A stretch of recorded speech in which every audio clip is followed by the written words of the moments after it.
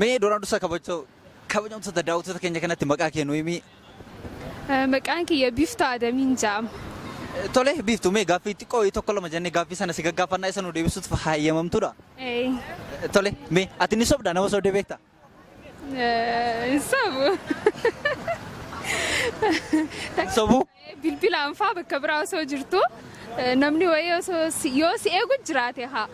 Bakka san gahee fa'aa jettoo osoo hin gahin kaa bakka biraa fa'aa osoo jirtu manaafee bahee fa'aa jettoo osoo hin bahin kaa mana. Tole bilbilaan sobdee qaamaan ni sobdee sobuun sobuudhaa hin sobdu moo ni sobdammaati? Akkasitti ni soba haa bilbilaan bilbilli uumamummaa isaatu kijibaaf uumamee. Sanaaf ni sobdaa jechuudha. Takka takka. Tole mee namni ati jaallattu yoo si jalaa du'ee fi yoo nama biraa si dhiisee nama biraa fuudhe kamirra gadditame? Namni ati jaallattu tokko yoo si jalaa du'e yookaan immoo yoo si dhiisee nama biraa fuudhe kamirra gaddite? Yoo na jalaa du'e inni ragaddaa yoo fuudhe inni nuuni jiraami. Si dhiisee jireenya biraa filatee yeroo nama biraa waliin jiraatu gaddisitti dhagahamu? Lakki waliin taane ennaan adda beetu fuudhaami. Yoo fuudhes gammachuu isaatiif niin gammada malee haattiin gaddu yoo du'e garuu niin gadda. Tole mee afaan meeqa beektameeti? Lama afaan tokkoon qaba afaan Oromoo Amaarinyaan hin beeka. Afaanota dubbataman amma kanan si gaafachaa jiru afaanota addunyaa gubbaatti dubbataman afaan Oromoo Amaarinyaa Ingiliffaa maal otoo hin taane afaanota beektu afaanota namni addunyaa kanarra jiru afaan meeqa qaba jettee yaadda akka meeqatti beekta yookaan ammoo ati afaan meeqa qabdatti beekta?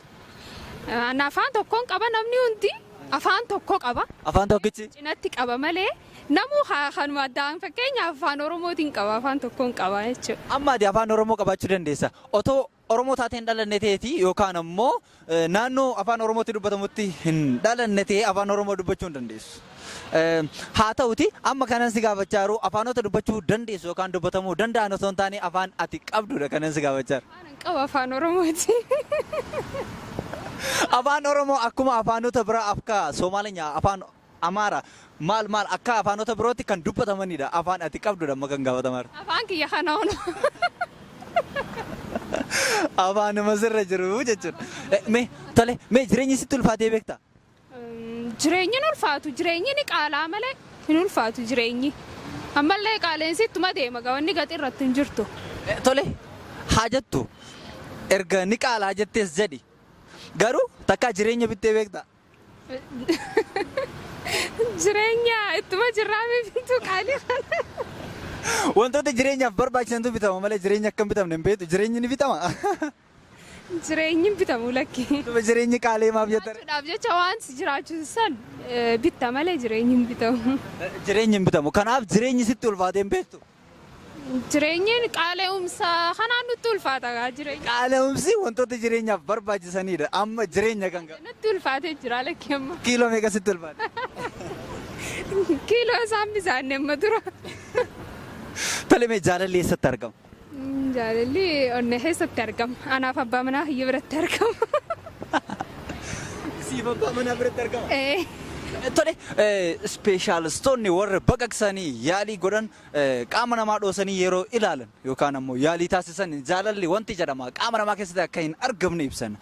Ati akkamiin onnee kee keessatti argama yoom baqaqsitee yaaltee argite?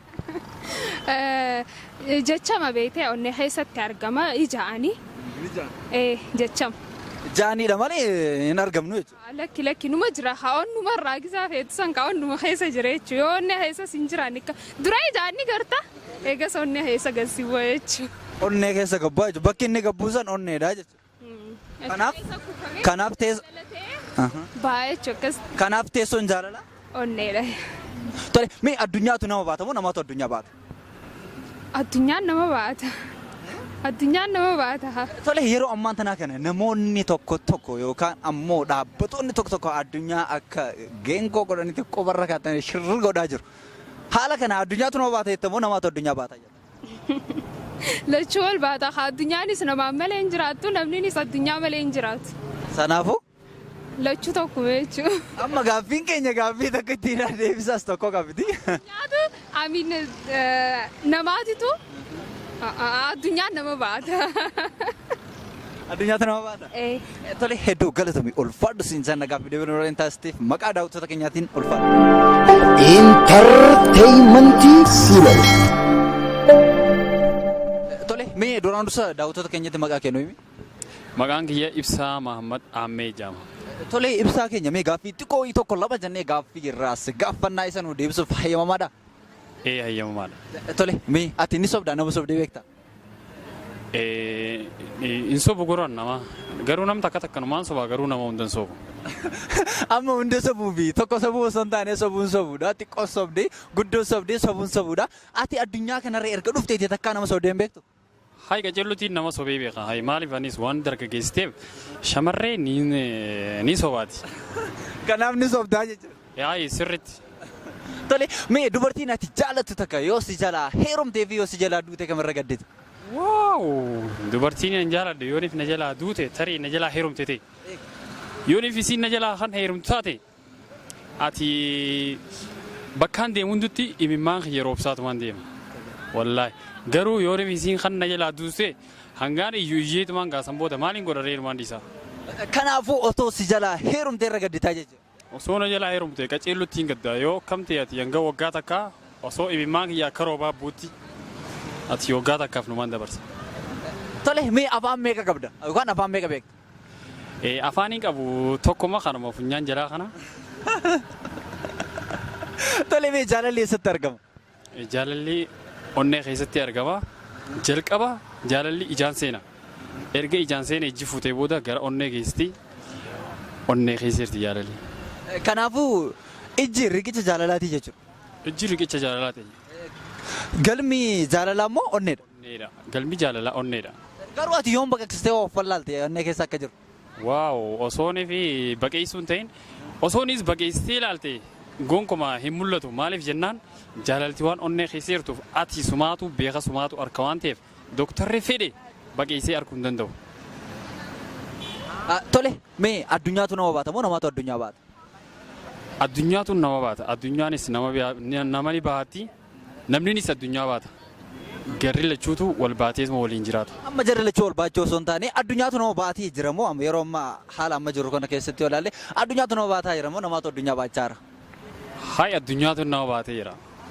Addunyaatu nama baata? Tole mee jireenyi sitti ulfaatee ni beektaa?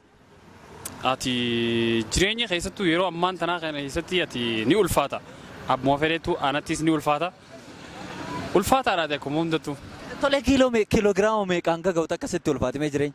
Yaa waan bareedaadha. Amma fakkeenyaaf an kiiloo 60 jireenya hanga kiiloo 30 kanatti ulfaate.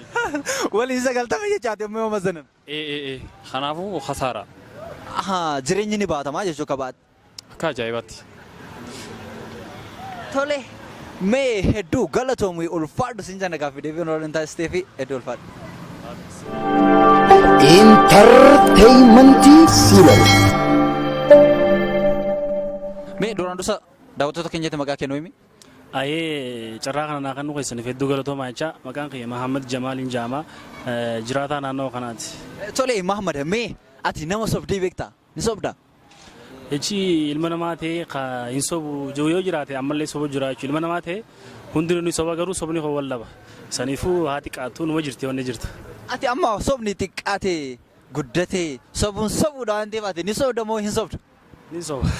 Ni sobdaa jechuudha. Ganaa nama sobine. Tole mee addunyaatu nama baatamu namaatu addunyaa baatame?